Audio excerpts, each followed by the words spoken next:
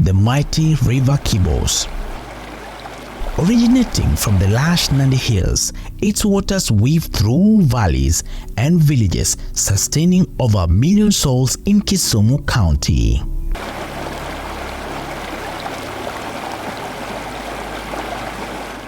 Recently, more than 600 passionate Kenyans embarked on a profound journey.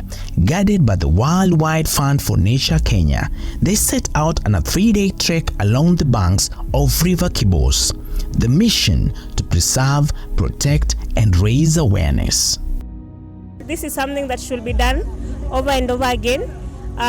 It's quite sad that there are only 40 remaining water catchment areas from 160, and they keep on deteriorating every year, and it's that we have no intentions of actually speaking about them. The Journey of Water campaign spanned 3 counties, Nandi, Vihiga and Kisumu, uniting communities and water sector groups. It was a call to action, urging locals to reclaim their role in water conservation.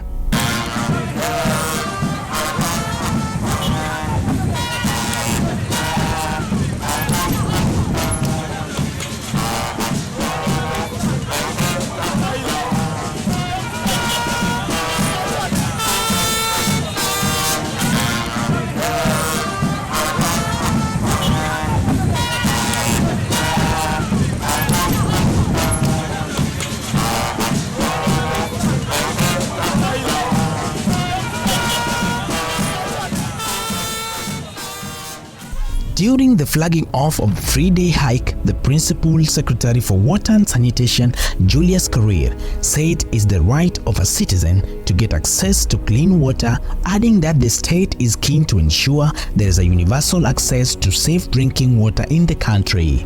We are here today to sensitize Kenyans about the need to protect the water catchment areas, and we've joined a movement which is global, Water for Life, and which looks at how water starts from the catchment areas up to the taps where the people drink. So we've mapped out the entire country and seen the areas where the water catchment areas are being degraded, and Kibos River has been reducing like just many other rivers in the country.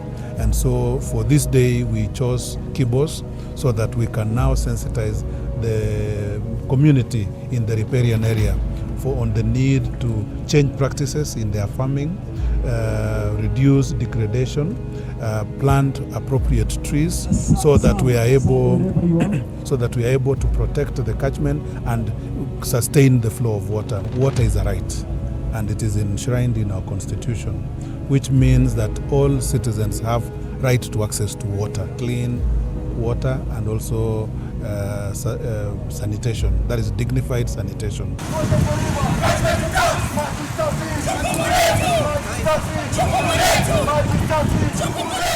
The extensive use of fertilizer and lack of the use of terracing to preserve the riparian area from soil erosion is still very high, causing water downstream to be contaminated. The CEO of WWF Kenya, Mohamed Awero, said collaboration with different stakeholders is key in water catchment restoration, pointing out the population explosion and climate change are exacerbating the water access. The leadership of the State Department of Water, led by the Principal Secretary, with the Chairman of Water Resource Authority, with his CEO, with the CEO of Lake Victoria Basin, are all here to join efforts to raise awareness about the importance of catchments as sources of water. You know, many people, like our children, believe that water flows from taps, but the reality is that water just flows in pipes, but it comes from somewhere. Those places are called the catchments of the waters. And where we are today, Kabuchai, is an example. This swamp you can see behind you is the source of River Kibos that flows through parts of Nandi, Vihiga, and eventually ends up in Kisumu County. And all along it provides water. And unless we protect this place, this swamp, and all the other areas that contribute to this river, we get into a very difficult situation.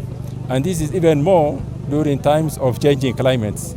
You people all know we have just come out of floods, but that was preceded by 5 seasons of failed rains, which means that as a country, we are not in a very good situation when it comes to climate and climate change.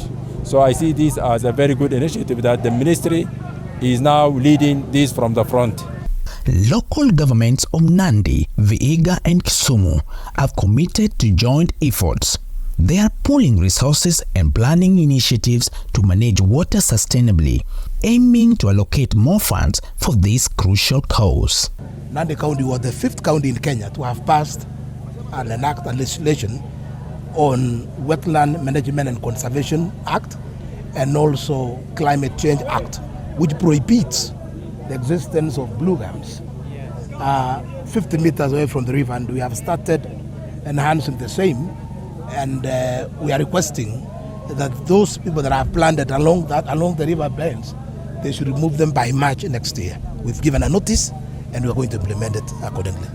For Kenyans to get universal access to safe drinking water, it will cost the government at least 1 trillion Kenyan shillings to supply every home with water. According to PS Korir, only 25% of Kenyans have access to sanitation, while 40% of population lack access to safe drinking water.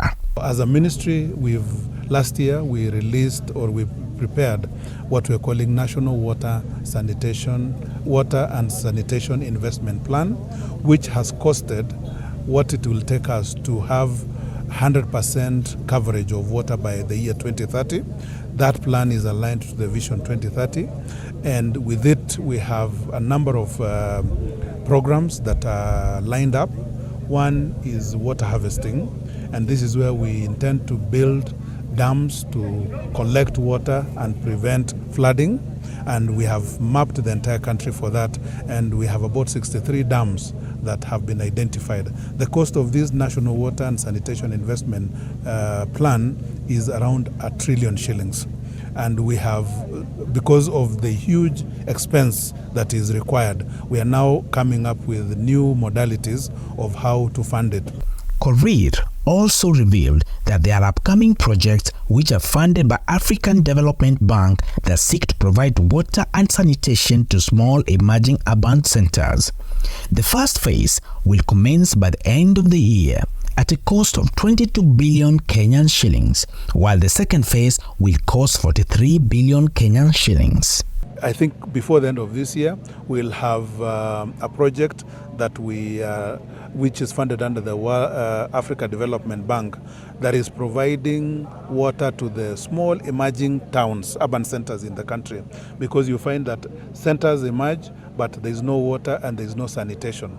And so through this program funded by Africa Development Bank, phase 1 will cost about 22 billion, and then phase 2 will be 43 billion. So we hope by end of this year, phase 1 will start, and then in another 2 years, we'll start also phase 2.